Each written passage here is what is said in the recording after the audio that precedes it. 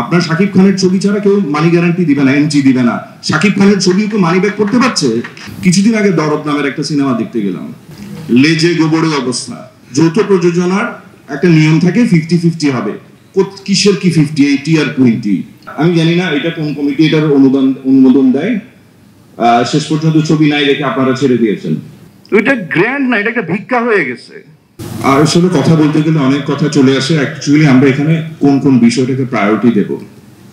আমাদের এখানে যে প্রডিউসার আছেন, হল মালিকরা আছেন, কোনো ট্রান্সপারেন্সি নাই।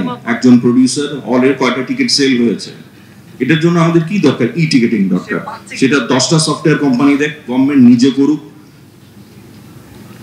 হোয়াটএভার।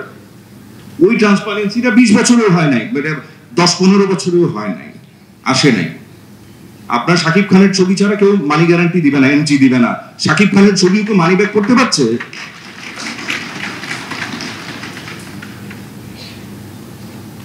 কিছুদিন আগে দরদ নামের একটা সিনেমা দেখতে গেলাম, লেজে গোবরে অবস্থা। ওটা একটা যৌথ প্রযোজনার ছবি। যৌথ প্রযোজনার একটা নিয়ম থাকে, 50-50 হবে। কিসের কি 50, 80 আর 20? ইন্ডিয়ান সিনেমা ছিল, বাংলাদেশি সিনেমা খুব কমই বলা যায়। এটা মোস্টলি ইন্ডিয়ান সিনেমা, ইয়েস। তো এই সিনেমাটা আমি জানি না এটা কোন কমিটি এটার অনুমোদন দেয়। শেষ পর্যন্ত ছবি নাই দেখে আপনারা ছেড়ে দিয়েছেন। তো এটা প্রমাণ করে যে আপনি একটা সুপারস্টার নিলেও একটা ছবি আপনাকে মানি ব্যাক গ্যারান্টি দেয় না, কারণ আপনি ঠিকঠাক গল্পটা বলতে পারছেন না। আমাদের দেশে একটা স্ক্রিন রাইটিং এর কোনো ল্যাব নাই।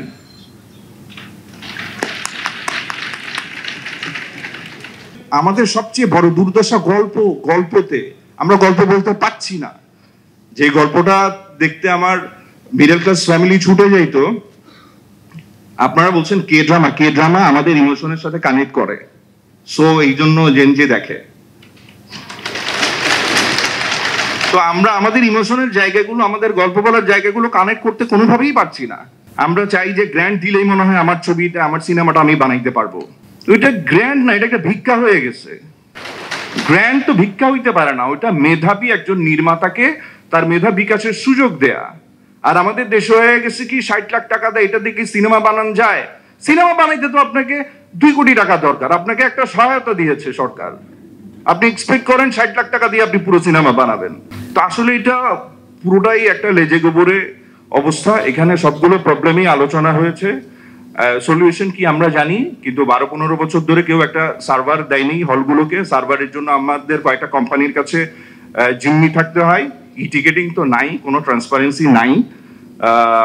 স্টার সিনেপ্লেক্সে তাও ই টিকেটিং এর একটা ব্যবস্থা আছে, তাও 500 টাকার টিকিট সেল হলে প্রডিউসার 100 টাকারও কম পায়। এই হিসাবটা আমি বুঝি না। তো এই সব প্রবলেম অ্যাকচুয়ালি সৌরভ ভাই জানে। আমার মনে হয় সৌরভ ভাই বা বাকি স্টেক হোল্ডারদের সাথে মিটিং করলেও যেই উত্তরটা আসবে উনি, এটা আসলে আমরা সবাই জানি। তো যেহেতু সৌরভ ভাইকে কাছে পেয়েছি, যে এই জন্য বলছি এই আপনারা ভালো সিদ্ধান্ত নেবেন। আর কিছু করার নেই, যেহেতু আপনি এখন সরকারের লোক, আপনার সামনাসামনি বলতে পারছি, এই জন্য কথাগুলো বললাম। ধন্যবাদ সবাইকে।